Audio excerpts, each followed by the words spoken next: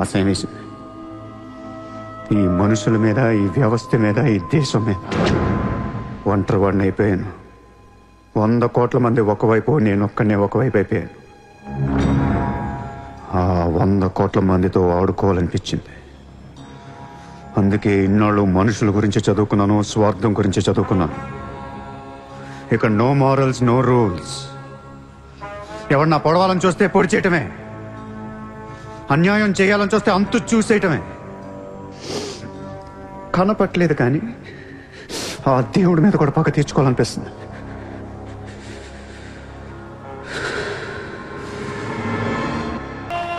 మీ candidate selection నాకు అస్సలు నచ్చట్లేదు. ఆ రాయ్పూర్ క్యాండిడేట్ వేస్ట్ గాడు, ఆ మహబూబ్ నగర్ క్యాండిడేట్ సొల్లుగాడు. రాసుకో రాసుకో రాసుకో రాసుకో. బొకారో, అజ్మేర్, రాంచీ, పాట్నా, ఉడిపి, తేని, ఈ క్యాండిడేట్స్ అందరినీ మార్చాలి.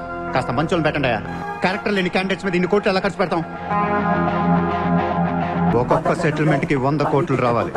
నెల తిరగకుండానే ఇండియాలో 100 సెటిల్మెంట్లు జరగాలి. పెండింగ్ లో ఉన్న ప్రతి గొడవ బయటికి లాగండి. వాళ్ళు అప్రోచ్ అవ్వకపోతే మీరే టచ్ లోకి వెళ్ళండి. కరెక్ట్ చేయండి అమ్మా. మనకి ఎక్కువ ఒక 35,000 కోట్లు ఉంటే ఇచ్చావు. పోర్బందర్ కా ఓపోనెంట్ క్యాండిడేట్ बहुत పవర్ఫుల్ है. సూర్యతో మాట్లాడి వాటిని నిలబడి ఉండొచ్చు. సెకండ్ సెటప్ ఉంటే ఎలక్షన్ లో పోటీ ఇచ్చే నీరు తెలుసా? ఆ జయదేవ్కి సెకండ్ సెటప్ ఉంది. దానికి ఒక కొడుకున్నాడు. ఆ అమ్మాయితో మాట్లాడు. జయదేవ్ సగం ఆస్తి ఇప్పిస్తామని చెప్పు. పిల్లాడికి DNA टेस्ट చేయించి మీడియా ముందు పెట్టేయండి. हाँ जी, जयदेव मेरे पति है. 5 साल के पहले हमारा शादी हुआ है. 3 साल का बच्चा भी है. ये है DNA सर्टिफिकेट. కొంప ముంచిన DNA టెస్ట్. ఎలక్షన్ కి అర్హత కోల్పోయిన ఘనపులేటి జయదేవ్. సార్, వారం రోజులు ఎలక్షన్ ఉంది సార్. ఇప్పటికే 120 కోట్లు ఖర్చు పెట్టాను. నన్ను తీసేస్తే ఎలా? ఈ యొక్క ఏం చేయమంటావు? నీ వల్ల పార్టీ పరువు అవుద్ది. స్కామ్లతో నిండిపోయిన ప్రభుత్వం మాది. సెకండ్ సెటప్ లో కళ్ళకల్లాడుతున్న ప్రభుత్వం మాది. अरे ये लोग अपने देश को क्या और कितना चलाएंगे? ఒక జయదేవ్కే కాదు, ఆ పార్టీలో ప్రతి లీడర్ కి ఇల్లీగల్ పిల్లలు, ఇల్లీగల్ పిల్లలు ఉన్నారు. ఇదేంటిది? ఇదేంటది? దేశ్ కో బడా కర్ రే, ఫ్యామిలీ కో బడా కర్ రే. 75 న్యూస్ ఛానల్స్ ఉన్నాయి. న్యూస్ రిపోర్టర్ దగ్గర నుంచి న్యూస్ రీడర్ దాకా ఒక్కొక్కరికి కార్ గిఫ్ట్ గా ఇచ్చేయండి.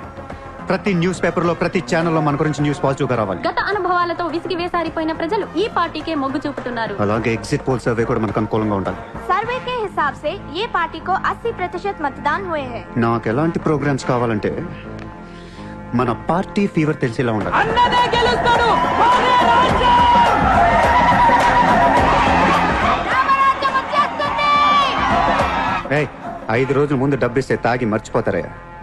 ముందు రోజు రాత్రే ఇవ్వాలి.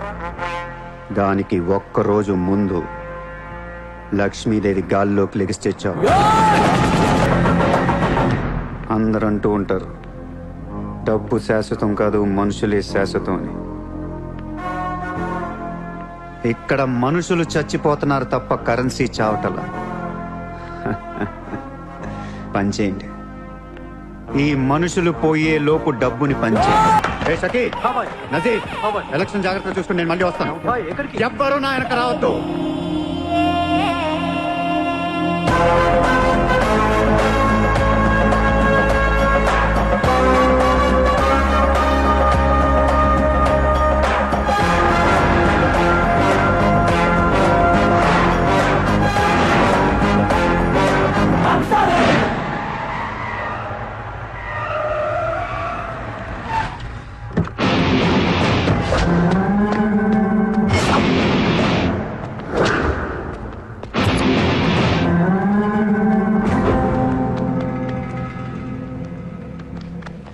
ఎరా, ఏం తెచ్చుకోలేదేంటి? ఎలాగో నీ దగ్గర ఉంటాయి కదా, వాడుకుంటారు. చా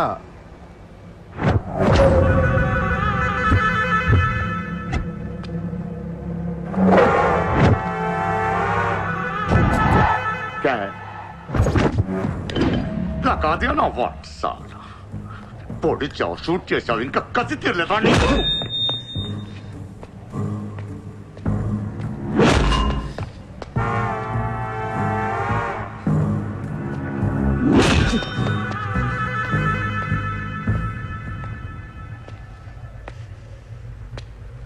కొడుతుంటే ముందుకొస్తున్నావేంట్రా? ఆ రోజు నేను ఎందుకు చంపలేదో నాకు ఇప్పటికీ అర్థం కావట్లేదు. కానీ ఆ రోజు నాకు మంచి జరిగింది. ఆ సింపతితో ఎమ్మెల్యేగా గెలిచాను. ఇంత ఎత్తుకి ఎదిగాను. పిఎం అవుదామనుకుంటే వైకుంఠపాళిలో పాములా మింగేశాను. దేశమంతా ఎలక్షన్ జరుగుతోందిరా. ప్రధానమంత్రి కావాల్సిన వాడిని రాజకీయ జీవితం లేకుండా చేసావు కదా. ఇంత పగ పట్టావేంట్రా? నీ మీద పగతోనే బతుకుతున్నాను అనుకున్నావా? నీలాంటి వాళ్ళు నా జీవితంలో చాలా మంది ఉన్నారు. ఒక్కొక్క స్టేజ్లో ఒక్కొక్కడు. నువ్వు మళ్ళీ నా జీవితంలో గడ్డొచ్చావంతే. నేను తలుచుకుంటే నేను చంపటం పెద్ద పని ఏం కాదు. ఏం చేస్తావురా? ఏం చేస్తావు? కొట్టింది చాలు. చిత్ర ఎక్కడా? చిత్ర లేదమ్మా, చంపేశాం.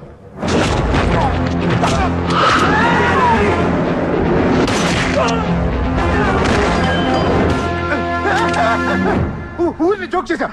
చిత్ర బతికే ఉంది. ఒక జోక్ వేస్తే 6 పోయారు ఇక్కడ. ఇలాంటి టైంలో జోక్ చేయకూడదు.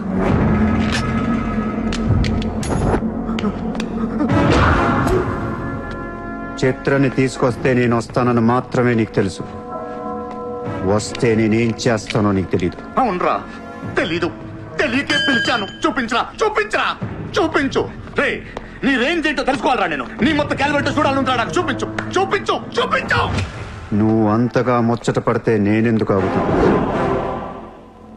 ఈ రోజు నీ హిస్టరీ చిరిగిపోద్ది.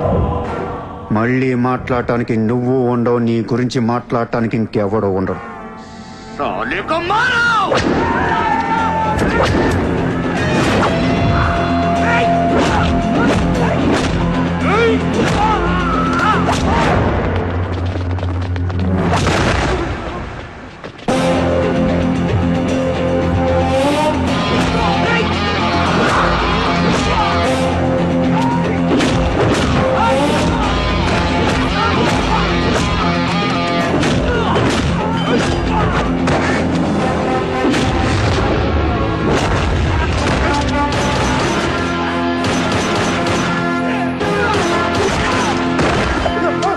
నోట్ చేయి.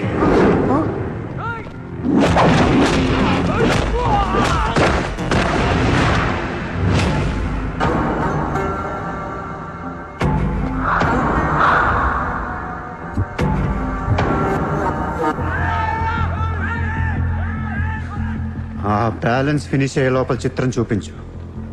నువ్వు చూపించకపోతే ఆ తర్వాత చిత్రం ఎక్కడుందని అడగను కూడా అడగను. ఆటోమేటిక్ గా అదే ఆటోలో నువ్వు కూడా పోతావు.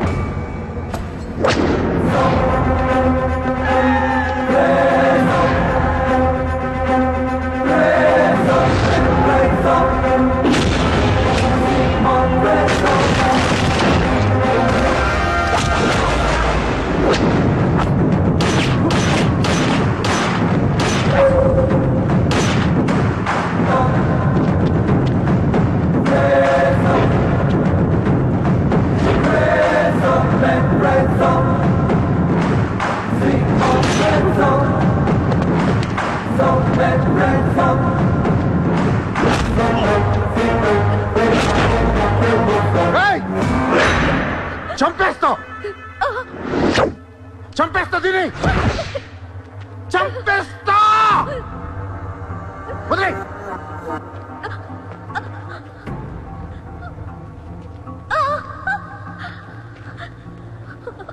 ఇలా ఉన్నావేంట్రా? ఫస్ట్ టైం నా జీవితంలో బ్రతికితే చాలనిపించింది. అమ్మా, నిన్ను తను వదిలే. కావాలంటే నన్ను ఏమైనా చేసుకో. నేనేం చేయగలరా? నిన్ను చంపడం తప్ప ఇంకేం చేయగలను? నువ్వు చస్తుంటే చూడాలనుందిరా నాకు. గన్ను తీసి కాల్చాలనుంది నాకు. కాల్చు. కాలుస్తావా కాల్చుకోమంటావా? కాల్చుకుంటావా? ఏ విన్నావురా? కాల్చుకో, కాల్చుకో, కాల్చుకో, కాల్చుకో.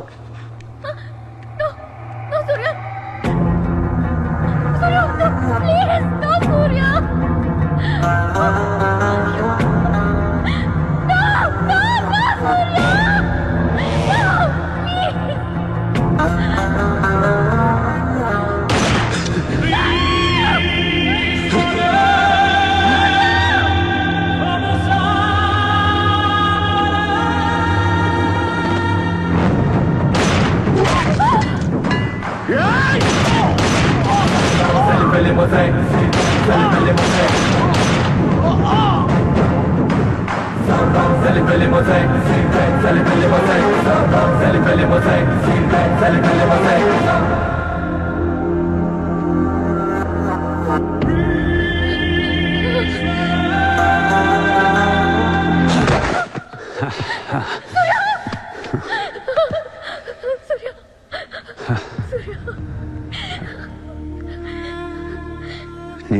లైఫ్లో అందరితో బిజినెస్ చేసి సక్సెస్ అయ్యాను, కానీ నీతో ఫెయిల్ అయ్యాను.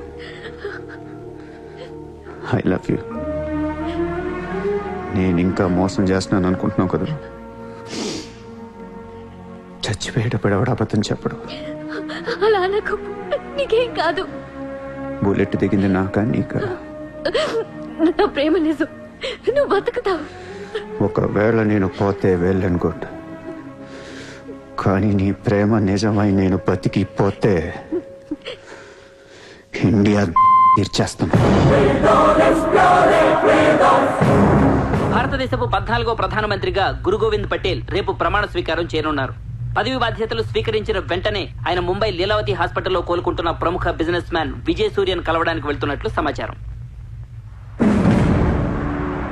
జీవితంలో ఎన్నో కష్టాలు పడి ఈ రోజు సూర్య ఎక్స్పోర్ట్స్ అండ్ ఇంపోర్ట్స్ బిజినెస్ బ్యాంకుల అధినేతగా ఎదిగారు. సాక్షాత్తు ప్రధానమంత్రి ఈ రోజు మిమ్మల్ని చూడడానికి వస్తున్నారు. ఈ సందర్భంగా యువతకు మీరిచ్చే సందేశం ఏంటి? మీరు అడుగుతున్నారు కాబట్టి చెప్తున్నాను. జీవితం అనేది ఒక యుద్ధం. దేవుడు మనల్ని వార్ జోన్లో పడేశాడు. Be alert, protect your self. లైఫ్లో ఒక గోల్ అంటూ పెట్టుకోండి, కసితో పరిగెత్తండి.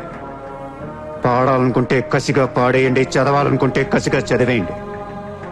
లైఫ్లో ఏ గోలు లేనోళ్ళు మాత్రం వీలైనంత త్వరగా చచ్చిపోండి. మీ వల్ల మాకు ఏ ఉపయోగం లేదు.